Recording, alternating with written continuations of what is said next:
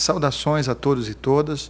Vamos dar continuidade ao nosso curso de atualização em matéria de infância e juventude, promovido em parceria entre o Centro de Apoio da Criança e Adolescente e o CEAF. O nosso tema de hoje é o Sistema Único de Assistência Social e o Sistema Único de Saúde aplicável em matéria de infância e juventude. Então, vamos à primeira pergunta. Ainda não ficou claro o papel do CREAS no processo de execução das medidas socioeducativas. Afinal, cabe ou não ao CREAS a execução das medidas de liberdade assistida e de prestação de serviços à comunidade? E os municípios que não dispõem de CREAS, como devem proceder? Os CREAS têm um papel muito importante no atendimento ao adolescente que pratica arte infracional. Só que a gente não pode confundir o atendimento que é prestado pelos CREAS com os programas de LA e de PSC que os municípios têm que instituir como decorrência do Estatuto e da Lei do SINASE. Então, uma coisa é o programa, ou são os programas em meio aberto, outra coisa é o atendimento prestado pelo CREAS. É até possível que os CREAS executem os programas, mas o que nós defendemos, o que nós sugerimos é que isso não aconteça, que nós tenhamos programas autônomos, até porque a política socioeducativa, ela não pertence, ela não faz parte da política da assistência social. Ela é uma política eminentemente intersetorial e deve ser os programas executados não apenas por um órgão da assistência social, mas sim por uma entidade que tenha uma conotação intersetorial. Então é importante que nós não confundamos as coisas e nós possamos realizar um atendimento pelos CREAS complementar ao atendimento que é prestado no âmbito dos programas socioeducativos. Até porque o CREAS vai atender não só o adolescente que pratica o arte infracional, mas também vai atender a família do adolescente, vai atender eventualmente a criança que pratica o arte infracional, vai atender outras demandas que estão relacionadas àquela prática. Os municípios que não têm CREAS, eles podem perfeitamente atender essas demandas também por intermédio dos CRAS, ou, claro, independentemente de terem CREAS ou CRAS, devem ter os seus programas socioeducativos em meio aberto, que não se confundem com o atendimento prestado pelos CREAS, assim como também não se confundem com o atendimento prestado pelos CRAS. É importante que os municípios tenham tanto o atendimento prestado pelos órgãos de assistência social, como os CREAS e CRAS, como tem os programas socioeducativos em meio aberto, LA, PSC, assim como correspondentes às medidas de reparação de dano, até mesmo a advertência, e esses programas eles podem ser executados por outros órgãos, inclusive por entidades não governamentais com atuação no município. E os Conselhos de Direitos da Criança e do Adolescente, que também são órgãos intersetoriais, eles podem inclusive destinar recursos do Fundo da Infância para estimular as entidades a criar esses programas independentemente do atendimento que já é prestado ou deve ser prestado pelos CREAS e pelos CRAS aos adolescentes e às suas famílias. Como fica o atendimento de crianças e adolescentes vítimas de violência pelos CREAS? É dever dos técnicos que atuam nesses centros de referência efetuar entrevista investigativa nos casos de suspeita de violência física ou de abuso sexual? O importante é que o município disponha de um equipamento, ou seja, de um programa ou de um serviço especializado para atender esse tipo de demanda que, infelizmente, é bastante comum. Pode ser o CREAS ou pode ser um outro equipamento qualquer. Nós, inclusive, defendemos que não seja o CREAS, porque o CREAS pode e deve realizar um atendimento complementar a esse equipamento.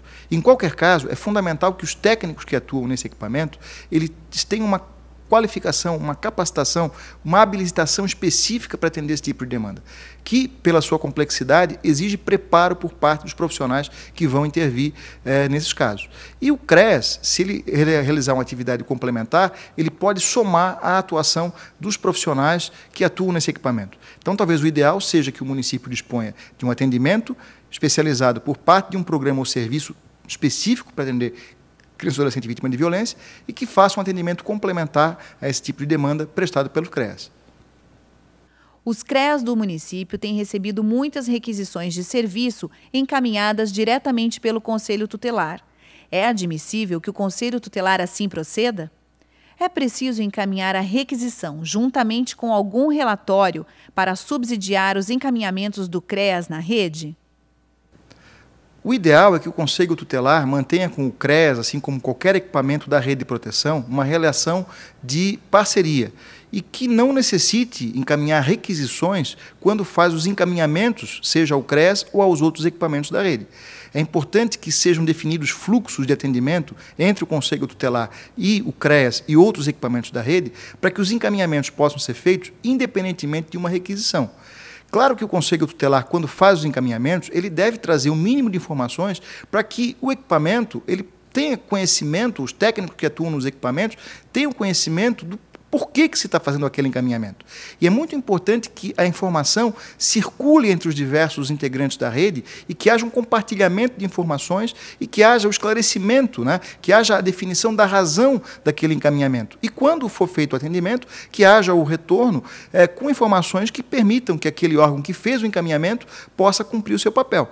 Então, no fluxo que venha a ser estabelecido, o Conselho Tutelar já pode ser previamente obrigado a informar a razão do encaminhamento e, uma vez que é feito o atendimento, que sejam prestadas informações de acordo com o que o Conselho Tutelar necessita para realizar, né, aplicar as medidas ou realizar as intervenções complementares necessárias a seu cargo.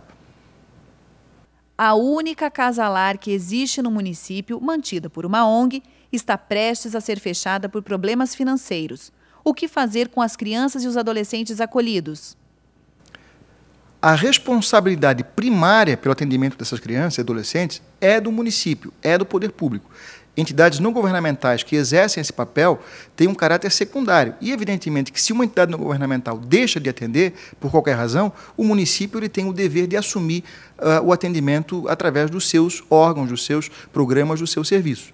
E é muito importante que o atendimento, que a política por detrás daquele atendimento não se resuma a um único equipamento. Então, é muito importante que o município não conte apenas com uma entidade não governamental para acolher as suas crianças. É importante que ele tenha à sua disposição outras entidades, ainda que eventualmente sediadas em outros municípios, ou mesmo tenha programas alternativos, como é o caso do acolhimento familiar, da guarda subsidiada, para que nós possamos, numa situação dessas, não ficar na dependência, né, da manutenção de uma entidade que já não tem condições, seja financeiras ou até técnicas, para funcionar. A política ela tem que ser muito mais abrangente do que um único programa ou um único serviço. É importante que nós tenhamos alternativas. E, evidentemente, que o município, como é o órgão encarregado de executar a política para a infância, a municipalização é a diretriz primeira da política, ele vai precisar encontrar uma solução. Vamos precisar nos reunir através do Conselho Municipal de Direitos da Criança, com os gestores públicos da assistência social, de outras áreas, para que nós possamos encontrar uma solução concreta para essa situação e, evidentemente, o município vai ter que assumir a responsabilidade em relação às crianças e adolescentes que estão acolhidas. É obrigatória a existência no município de ao menos uma entidade de acolhimento institucional, o antigo abrigo? O município precisa ter a política para atender esse tipo de demanda, de modo que, quando surgir uma situação em que demanda um acolhimento institucional, ele tenha para onde encaminhar.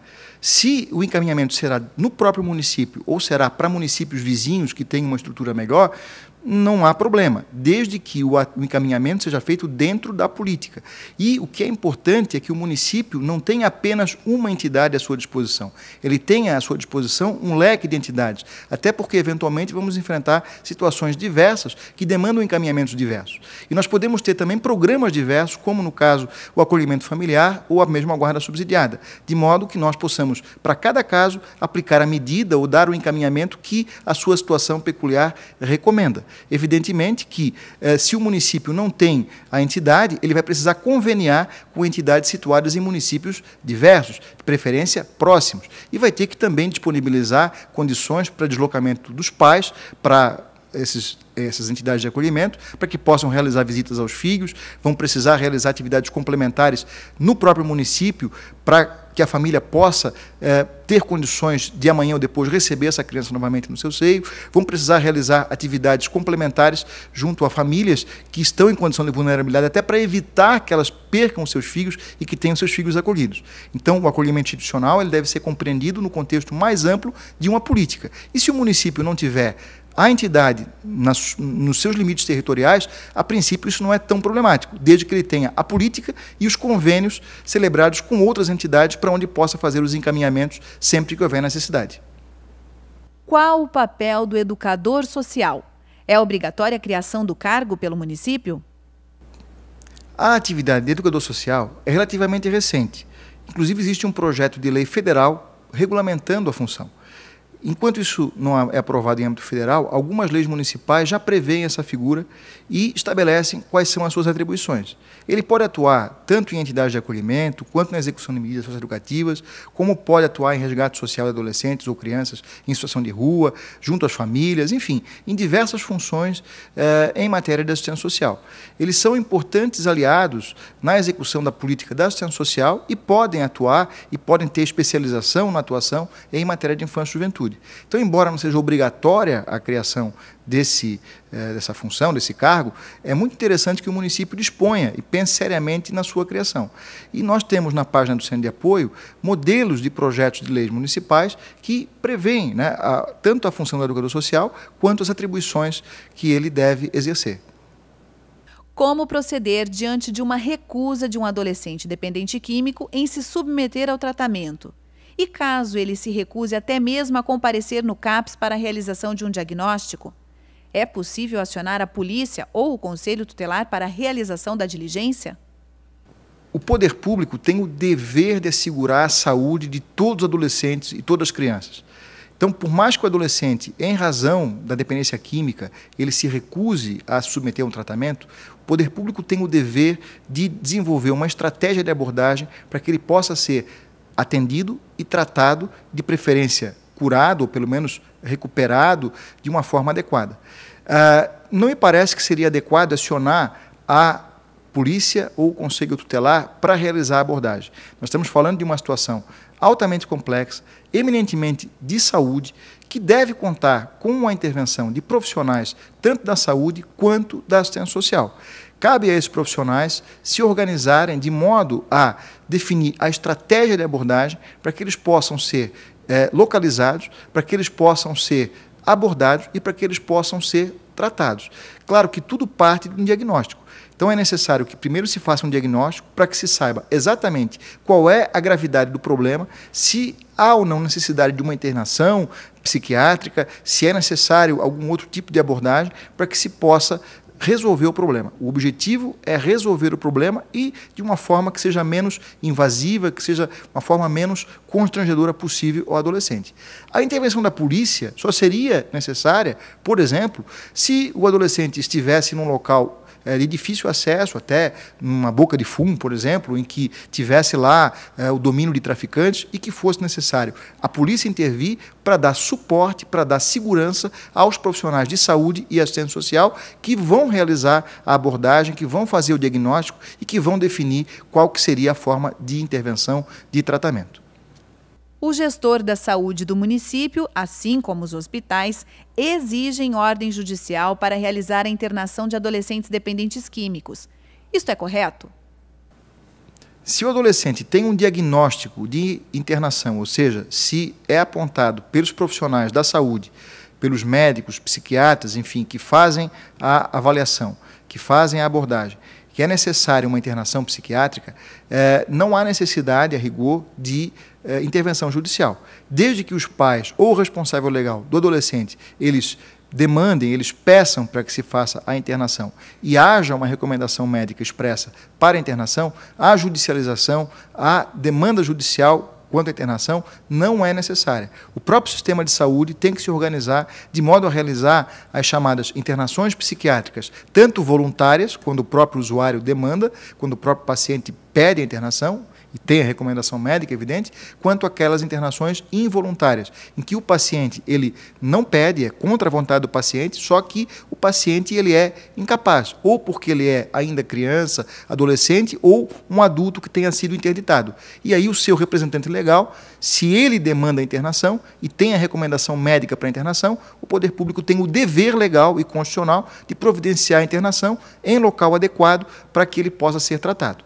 Evidente que a internação é só um primeiro passo de um processo de recuperação e que, portanto, é necessário não apenas o poder público se preocupar com a internação, e ela deve ser feita num local adequado, estamos falando de um equipamento de saúde que tem estrutura adequada para atender adolescentes, como eu tenho que me preocupar também com o pós-internação, porque em breve ele retornará ao meio aberto e eu tenho que dar continuidade ao atendimento. E aí é importante que haja uma orientação à família, para que a família possa fazer parte desse processo de recuperação, que eu tenha equipamentos em meio aberto, onde eu possa atender, tratar adequadamente o adolescente e eu tenha toda uma sistemática de abordagem para que as intervenções que são feitas, elas sejam eficazes. O nosso compromisso não é com o atendimento, nosso compromisso é com o resultado, e o resultado não pode ser outro, além da proteção integral ao adolescente.